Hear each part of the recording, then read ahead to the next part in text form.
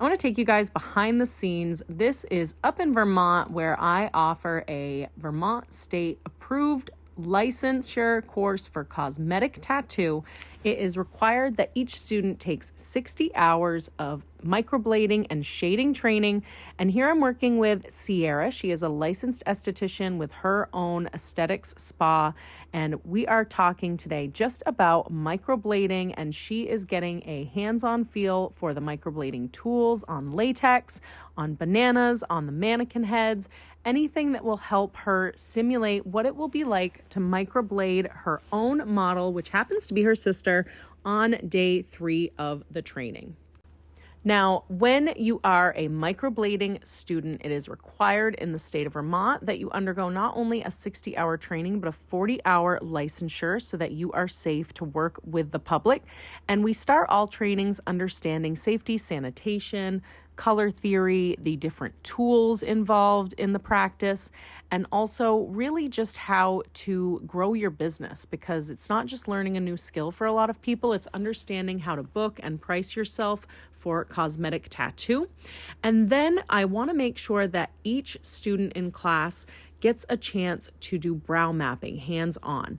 Even Sierra said that when she does brow lamination, brow henna, brow waxing, she was never taught the specific way to do brow mapping in order to make sure each side is symmetrical. So this training is really about getting back to basics and making sure everybody understands the principles of how to not only create a beautiful brow shape for the client, but also how to create a beautiful microblading or ombre brow pattern within that brow shape that we've created.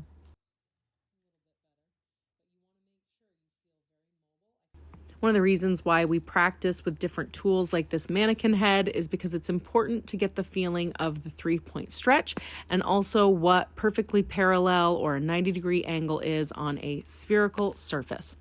Now here we are doing a little bit of brow mapping and talking about how to get our golden ratio, talking about what is the most attractive brow shape and thickness. And this is really where it is specific to each person and based on preference, but there are certain rules we have to make sure that each student understands and follows, because that's what's going to help them create the most beautiful symmetrical brows early on, because this is one of the things that many artists struggle with. Next, on day 2, the student gets a chance to see up close and personal as I microblade my own client, and they get to ask questions, they get to see with a bird's eye view. I find this is so helpful, so important, because then on the final day tomorrow, Sierra's going to get the chance to tattoo her own model, but first she needs the experience and practice to be able to see what it looks like up close and personal. Then we move on to micro shading and understand all of the techniques to tattoo with a machine tool. Sierra is doing an incredible job, and I am so excited to show you guys her model on day 3 of the training, her beautiful sister Alana.